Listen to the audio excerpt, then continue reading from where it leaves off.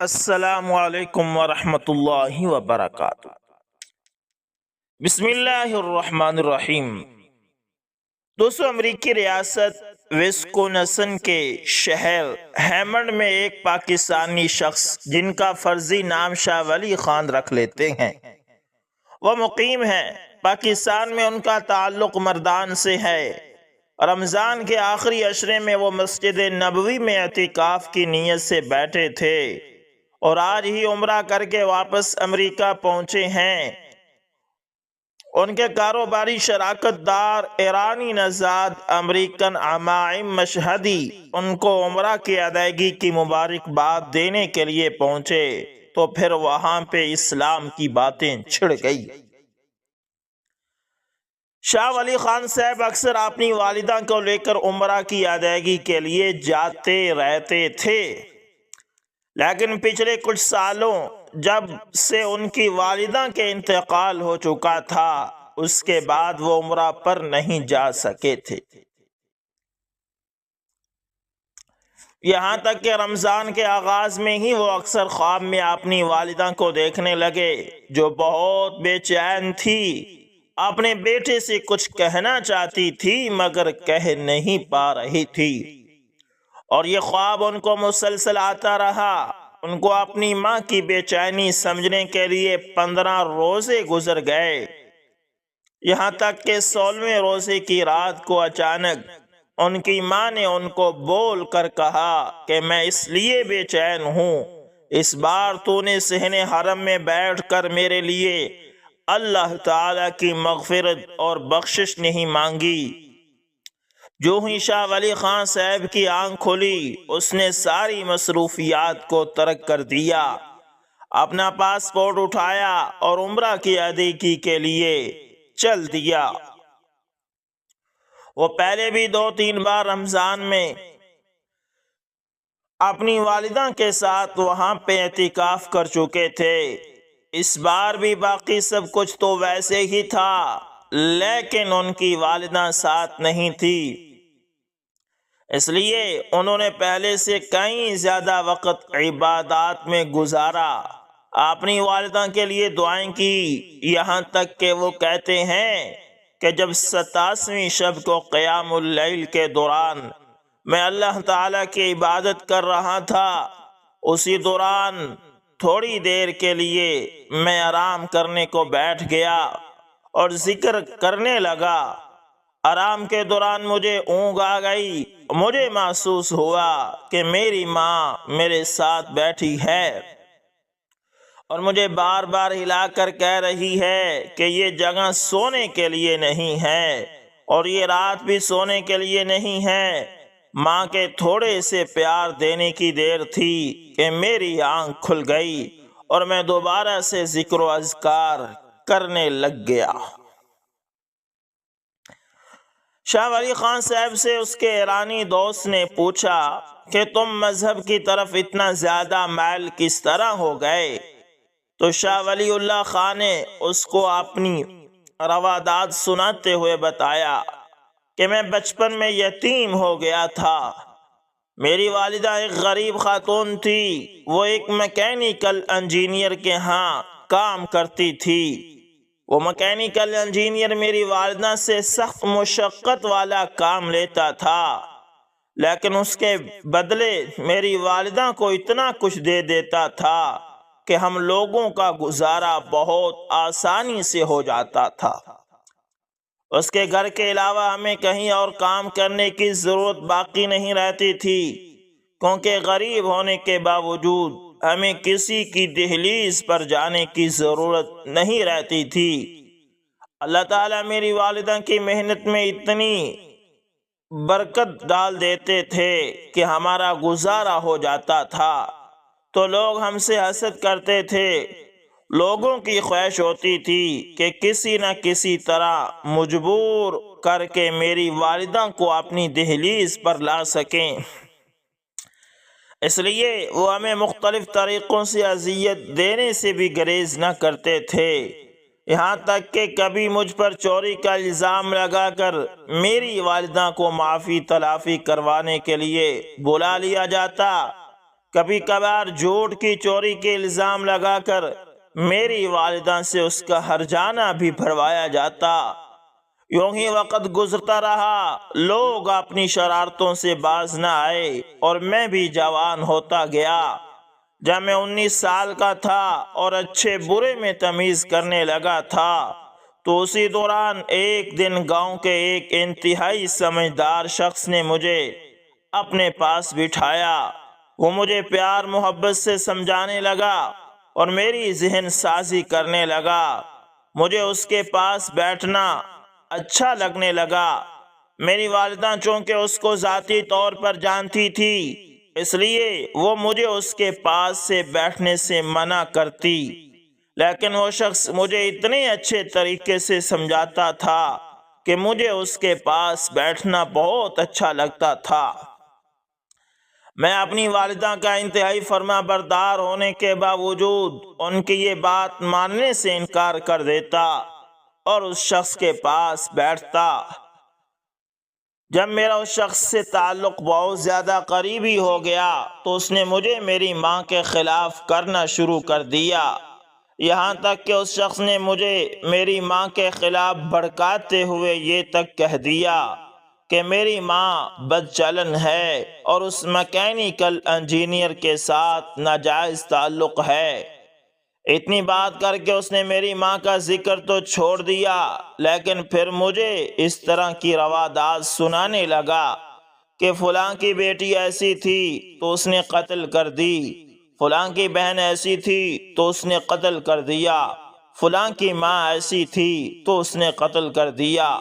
جب اس نے مسلسل 1.5-2 ماہ تک میرے ساتھ یہی باتیں جاری رکھیں تو میں نے بھی دل میں اپنی والدہ کو قتل کر کے غیرت کا مظاہرہ کرنے کا فیصلہ کر لیا۔ یہاں میں ایک یہ بات بھی واضح کرنا چاہتا ہوں کہ آپ کی ماں، بہن، بیوی، بیٹی جتنے بھی پارسا ہوں، جب آپ کے ذہن میں ان کے متعلق کوئی شک پیدا ہو جاتا ہے تو وہ جائے نماز پر کھڑی ہوں تو بھی آپ کو وہ مطمئن نہیں کر سکتی۔ آپ کو ان کی یہ چیز بھی مشکوک لگ رہی ہوتی ہے۔ میرے ساتھ بھی ایسا ہی ہوا۔ اگر میری ماں کسی دن کام کی وجہ سے لیٹ ہو جاتی اور دیر سے گھر پہنچتی یا پھر صبح جلدی چلی جاتی تو مجھے شک ہوتا کہ میری ماں غلط نیت سے گھر سے نکلی ہے۔ میکینیکل انجینئر کے ساتھ جب بھی کوئی فنکشن ہوتا تو مجھے اور میری والدہ کو بلایا کرتا تھا اور ہم کو خاص طور پر تاکید کرتا تھا کہ اچھے کپڑے پہن کر آنا۔ اس چیز کے لیے وہ ہمیں نہ صرف خرچہ دیتا بلکہ اچھے کپڑے بھی خرید کر دیتا تھا۔ یہ سارا کچھ وہ شروع سے ہی کر رہا تھا، لیکن اب مجھے اس کا یہ عمل بھی مشکوک لگتا تھا۔ جب سے مجھے میری ماں کے خلاف بھڑکایا جانے لگا تھا، میں نے تو اس انجینئر سے ملنا ہی چھوڑ دیا تھا، لیکن اب جب کبھی میری والدہ کوئی اچھے کپڑے پہن کر گھر سے نکلتی تو مجھے یہ عمل بھی مشکوک کر دیتا تھا۔ یہاں تک کہ میرے ذہن میں والدہ کے خلاف اس حد تک نفرت بھر دی گئی کہ میں نے اپنی ماں کو قتل کرنے کا فیصلہ کر لیا۔ والدہ کو قتل کرنے کے لیے مجھے آلہ قتل کی ضرورت تھی۔ میں ایک تیز دھار چاقو اور کلہاڑی مجھے دی گئی۔ مجھے سمجھایا گیا کہ ماں کا گلا کاٹنے کے بعد اس کے باقی جسم کے ٹکڑے کر کے بوری میں ڈالنا اور ان ٹکڑوں کو پہاڑی پر ڈال دینا۔ میں جب والدہ کو قتل کرنے کی نیت سے چاقو لے کر ان کی طرف بڑھا تو میری والدہ میرے خطرناک عزائم کو سمجھ گئی اور مجھ سے پوچھا کہ کیا کرنے لگے ہو؟ تو میں نے اپنی والدہ کو بتایا کہ وہ میرے لیے ایک تانا بن گئی ہے، وہ برے اعمال کرتی ہے۔ میں اس کی جان لے کر اپنی غیرت مند ہونے کا ثبوت دینے لگا ہوں۔ میری بات سن کر میری والدہ رو دی اور کہا کہ میں اس وقت بھی بھوکی ہوں کیونکہ گھر میں ایک فرد کا کھانا ہے اور میں نے فیصلہ کیا ہے کہ وہ کھانا میں نہیں میری اولاد کھائے گی۔ اگر میں اتنی عیاش ہوتی تو بھوکی کیوں ہوتی؟ اور تمہیں میرے خلاف بھڑکانے والا تمہارا اتنا ہی خیر خواہ ہے تو اس نے تمہاری کفالت کا ذمہ کیوں نہیں اٹھا لیا؟ اس نے تمہاری ماں کی مجبوری کو کیوں نہیں سمجھا؟ اگر تم کو غیرت کے نام پر قتل کرنا ہی ہے تو ان لوگوں کو قتل کرو جن کی وجہ سے تمہاری ماں کو گھر کی دہلیز سے بہر قدم رکھنا پڑا۔ تمہاری مجرم تمہاری ماں نہیں، تمہارے مجرم تمہارا حاکم وقت ہے۔ یہاں کے وڈیرے اور دولت مند لوگ ہیں جنہوں نے اپنی زکوٰۃ تک ہم لوگوں کو دینا مناسب نہیں سمجھا۔ اگر اس کے باوجود تمہیں لگتا ہے کہ تم مجھے مار کر غیرت مند ہونے کا ثبوت دے سکتے ہو تو مار دو، لیکن میں یہ کہتی ہوں کہ تم میرے ساتھ رہو، میرے فرما بردار بن کر رہو تو تم دنیا کے لیے مثال بن جاؤ گے۔ میں نے اپنی ماں کی بات مان لی اور اس کو زندگی بخش دی۔ اس دن کے بعد کبھی کسی کے پاس نہیں بیٹھا ہوں، ہمیشہ اپنی ماں کے پاس رہا۔ میری ماں نے مجھے اس کی مکینیکل انجینئر کے ذریعے ملازمت دلوا دی اور پھر اس سے ملازمت کے دوران اللہ تعالیٰ نے میرے لیے کوئی وسیلہ پیدا کیا اور میں یہاں امریکہ آ گیا۔ جب امریکہ آ کر سیٹ ہو گیا تو میں نے اپنی والدہ کو بھی یہاں بلا لیا، لیکن میری والدہ نے ڈائریکٹ یہاں آنے سے پہلے خواہش کا اظہار کیا کہ وہ میرے ساتھ ایک عمرہ ادا کرنا چاہتی ہے۔ اس لیے میں اپنی ماں کو لے کر پہلے عمرہ کرنے گیا اور پھر وہاں سے یہاں آ گیا۔ اس دن کے بعد ہر سال میں اپنی والدہ کے ساتھ عمرے پر جاتا رہا۔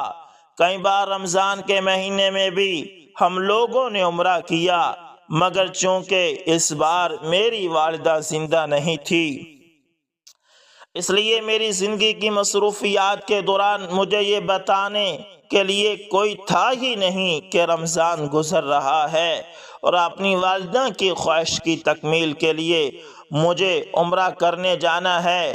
نہ ہی اپنی مصروف زندگی سے میں نے خود ٹائم نکالا، یہاں تک کہ مجھے میری ماں بے چین نظر آنے لگی ہے اور اکثر خواب میں آنے لگی۔ اپنی ماں کی بے چینی کو سمجھتے ہوئے مجھے رمضان کا آخری عشرہ تقریباً یہاں ہی آ گیا۔ پھر جو ہی بات میری سمجھ میں آئی تو میں نے سب کچھ وہیں چھوڑا اور اپنی والدہ کی بے چینی کو دور کرنے کے لیے یہاں سے اللہ تعالیٰ کے گھر میں چلا گیا۔ میں آج ہی عمرہ ادا کر کے واپس پہنچا ہوں اور میرا یہ ماننا ہے کہ مجھے اللہ تعالیٰ نے یہ جو کچھ بھی عطا کر رکھا ہے، جو کچھ بھی نواز رکھا ہے، یہ سب کچھ میری ماں کے وسیلے سے ہی دیا ہے۔ اگر میں بھی اکثر پاکستانیوں کی طرح اپنی ماں کو اس دن قتل کر کے غیرت کا مظاہرہ کر دیتا تو آج کسی جیل میں گل سڑ رہا ہوتا۔ وہی لوگ جو مجھے تعیش دلوا رہے تھے بعد میں وہی لوگ میرے خلاف ہوتے، میرے ہاتھوں سے میری جنت اجڑ چکی ہوتی، مگر الحمدللہ میری والدہ نے مجھے اچھے انداز میں نصیحت کر کے ایک برے عمل سے روک لیا۔ اس کے بعد میری والدہ نے میری تربیت پر خاص توجہ دینا شروع کر دی، یہاں تک کہ آج میں اپنی والدہ کے لیے صدقہ جاریہ بن کر زندہ ہوں اور جب تک زندہ رہوں گا اپنی والدہ کے لیے صدقہ جاریہ بنا رہوں گا۔ میں اپنے ہر عمل میں کوشش کرتا ہوں کہ اللہ تعالیٰ کی رضا کو مد نظر رکھوں، کیونکہ میری والدہ نے مجھے کہا تھا کہ تمہارے اچھے عمل کا مجھے اجر پہنچے گا اور تمہارے برے عمل کا مجھے گناہ ہوگا۔ اب یہ تمہاری ثواب دید ہے کہ تم مجھے اپنے ساتھ جنت میں لے کر جاتے ہو یا پھر اپنے ساتھ جہنم میں اپنی قربانیوں کے عوض بس تم سے اور کچھ نہیں مانگتی، صرف اتنا مانگتی ہوں کہ کوشش کرنا تمہاری ذات کی وجہ سے مجھے قبر میں عذاب نہ ہو۔ اللہ اکبر اللہ۔ میں نے اپنی والدہ سے وعدہ کیا تھا کہ انشاءاللہ آج کے بعد میری ذات سے آپ کو کبھی شکایت نہیں آئے گی، اور پھر میں نے کبھی اپنی ماں کو شکایت کا موقع نہیں دیا۔ میں جو کچھ بھی ہوں اپنی والدہ کی دعاؤں کے نتیجے میں ہوں۔ اور آپ لوگوں کو بھی یہ بتانا چاہتا ہوں کہ غیرت کے نام پر قتل کرنا کوئی مسئلے کا حل نہیں ہے، بلکہ درگزر کرنا ہی بہترین حل ہے۔ تو دوستو، اس ویڈیو سے ہم نے بہت کچھ سیکھا اور سیکھ سکتے ہیں۔ ایک تو یہ کہ انسان کو بری صحبت سے بچنا چاہیے، برے دوستوں سے بچنا چاہیے۔ برے دوست یہ میٹھے زہر کی طرح ہوتے ہیں جو آپ کے جسم میں سرایت تو کر جاتا ہے، لیکن آہستہ آہستہ اس کا اثر ہوتا ہے۔ اور دوستو، اس کے ساتھ یہ بھی ہے کہ اگر کسی کے بارے میں آپ کو کوئی بات پتہ چلے تو آپ کو چاہیے کہ پہلے آپ اس کی تصدیق کریں اور پھر کوئی قدم اٹھائیں، کیونکہ سنی سنائی باتوں پر عمل کرنا اس انسان کو بہت سارے نقصان اٹھانا پڑتا ہے۔ اور اللہ کا بھی یہی حکم ہے کہ جب آپ کے پاس کوئی خبر لے کر آئے، کوئی منافق خبر لے کر آئے، یعنی مطلب یہ کہ جب کوئی بندہ آپ کو بات بتائے تو پہلے اس کی تصدیق کر لیا کرو، تاکہ بعد میں آپ کو پچھتانا نہ پڑے۔ دوستو، امید کرتا ہوں ویڈیو آپ کو اچھی لگی ہوگی۔ پسند آئے تو لائک شیئر کمنٹ لازمی کرنا۔ ملتے ہیں کسی نیکسٹ اچھی سی ویڈیو کے اندر دوستو، تب تک کے لیے اللہ حافظ، جزاکم اللہ خیر۔